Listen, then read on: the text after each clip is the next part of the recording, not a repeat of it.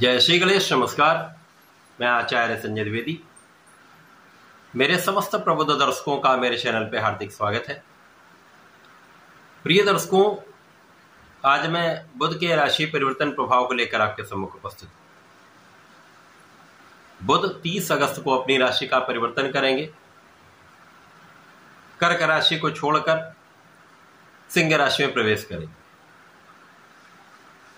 क्योंकि सिंह राशि सूर्यदेव की राशि है, सूर्य और बुध का अति मित्र का भाव है, तो चंद्रमा के साथ इनका मित्रवत भाव नहीं होता है। यहाँ पर अच्छा परिणाम ये प्रदान नहीं कर पाते हैं। अब ये राशि परिवर्तन कर लेंगे और सूर्य के साथ ही सूर्य की राशि में इनका गोचर आरंभ होगा। प्रिय दर्शकों, जब भी सूर्य और बुध का युति प्रभाव, दृष्टि प्रभाव आरंभ होता है तो यहाँ पर एक प्रबल राजयोग का निर्माण होता है। इसे बुधादित्य योग कहते हैं। यहाँ पर सिंह राशि में बुधादित्य योग तो अवश्य ही बन रहा है, परंतु ये योग राहु के दृष्टि के प्रभाव में होगा। इसके कारण सूर्य का प्रभाव भी बाधित होगा, बुध का प्रभाव भी बाधित होगा। आज मैं मेष राशि के लिए बुध के इस राशि परिवर्तन से किस प्रकार का परिणाम आपको प्राप्त होने जा रहा है, किन किन भावों में प्रबलता आएगी अथवा कहीं पर कोई अवरोध या समस्या तो उसका क्या निराकरण, संपूर्ण विश्लेषण मैं पूर्ण तर्क के साथ करने जा रहा हूं। प्रिय दर्शकों, इस राशि फल को आप अपने लग्न तथा राशि दोनों के अनुसार देख सकते हैं। मेष राशि मंगल की राशि है। मंगल और बुध का मित्रवत भाव नहीं होता है, परंतु वर्तमान समय में यदि हम अवलोकन करें तो मंगल का गोचर कन्या राशि में चल रहा है, जो बुध की ही राशि है, जिसके कारण तात्कालिक मित्रता का भाव बन रहा है। जब ग्रह तात्कालिक मैत्री में आ जाते हैं तो समभाव प्राप्त होता है, जो नकारात्मक नहीं होता है। अब मेष राशि के लिए बुध का ये परिवर्तन आपके पंचम भाव में आरंभ होगा। पंचम भाव जो शिक्षा का, ज्ञान का, विवेक का भाव है, संतान का भाव है तथा प्रेम का भाव। यहां पर सूर्य और बुध का युति प्रभाव होगा, जहां पर केतु भी होंगे, राहु की दृष्टि का प्रभाव होगा। निश्चित रूप से इस समय में यह भाव प्रबल होगा, परंतु जैसा कि राहु के दृष्टि के प्रभाव में सूर्य ग्रहण में होते हैं तथा बुध जड़ दोष में होते हैं, जिसके कारण ये भाव कहीं न कहीं कुछ नकारात्मकता भी देता है। तो ज्ञान शिक्षा के भाव में कुछ अवरोध आ सकता है, ज्ञान शिक्षा के भाव में कुछ समस्याएं आ सकती हैं। ज्ञान शिक्षा के भाव में उतना अच्छा परिणाम आपको प्राप्त नहीं होगा जितना आपकी क्षमता है, जितना आपकी योग्यता है, जितना आपका सामर्थ्य है। इस समय में संतान के कारण आप चिंतित तो हो सकते हैं, संतान के स्वास्थ्य के कारण आप चिंतित तो हो सकते हैं। इस समय में प्रेम संबंधों के कारण समस्या आ सकती है।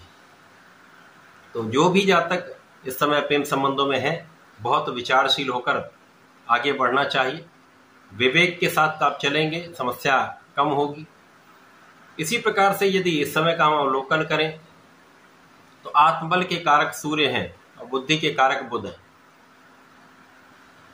तो यहां पर यदि आप अपने विवेक को जागृत रखते हैं, अपने पूर्ण आत्मबल के साथ अपने कार्य क्षेत्र में लगे रहते हैं, अपने शिक्षा के क्षेत्र में लगे रहते हैं, तो अवरोधों के बाद भी आपको सकारात्मकता अवश्य प्राप्त होगी।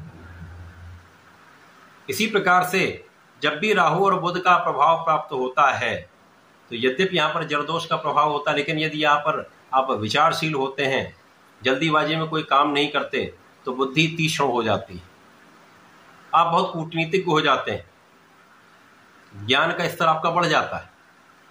तो यहां पर अचानक लाभ भी प्राप्त हो सकता है, लेकिन यहां पर आपको बहुत विचारशील रहना होगा, विवेक पूर्ण निर्णय करने होंगे। इसी के साथ साथ यहां पर अपने मन को भटकने से बचाना होगा। सही दिशा में फोकस करेंगे तो समस्याएं कम होंगी।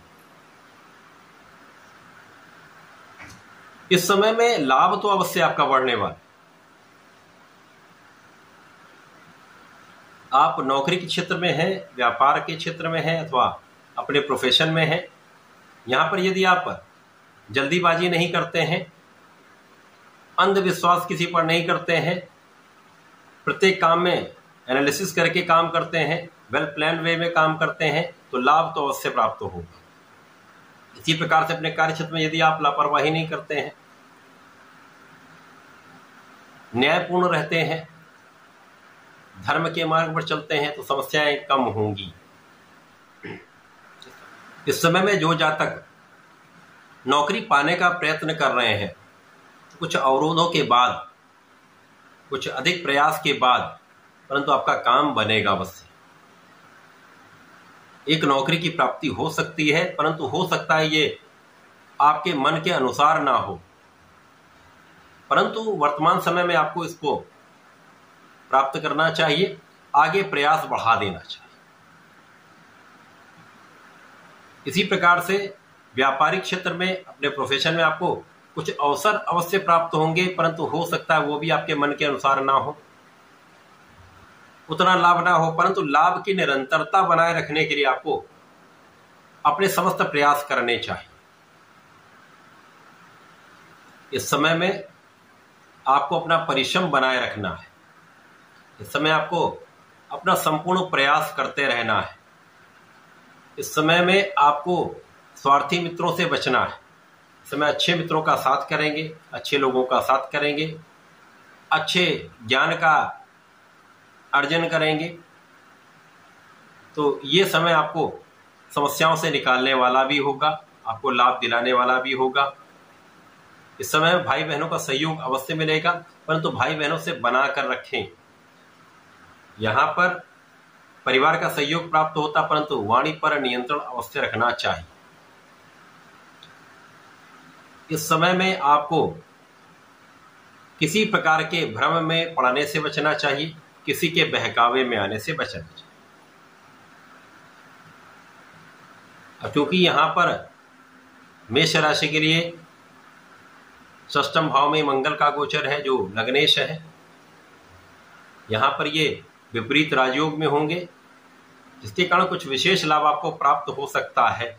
तो वे जातक जो ऋण लेने का प्रयास कर रहे थे, अपने कार्यक्षेत्र को बनाना चाहते हैं, नए कार्यक्षेत्र में जाना चाहते हैं, तो वहां पर ऋण प्राप्त हो सकता है, परंतु आपको किसी को बड़ी मात्रा में धन उधार नहीं देना चाहिए, क्योंकि धन उधार देंगे तो धन की वापसी संभव नहीं होगी, और इस धन के कारण आपके विवाद हो सकते हैं, कानूनी समस्याएं भी हो सकती हैं। अतः इस समय का सही उपयोग करने के लिए, इन समस्याओं से बचने के लिए आपको इनको त्यागना ही चाहिए। इस पूरे समय में आपको नियमित रूप से भगवान गणपति की आराधना करनी चाहिए। ओम गंग गणपतये नमः का जप करें, गणपति स्तोत्रम का पाठ करेंगे तो विशेष लाभ मिलेंगे। इसी प्रकार से नियमित रूप से भगवान शंकर मोचन की शरण में रहकर ओम हम हनुमते नमः का प्रतिदिन यदि एक माला कर लेंगे तो विशेष लाभ मिलेंगे। यदि 27 बार भी करते रहते हैं तो समस्याएं दूर होंगी, संकट दूर होंगे, लाभ प्राप्ति अवश्य होगी। ऐसा करके इसका लाभ लें। धन्यवाद, नमस्कार।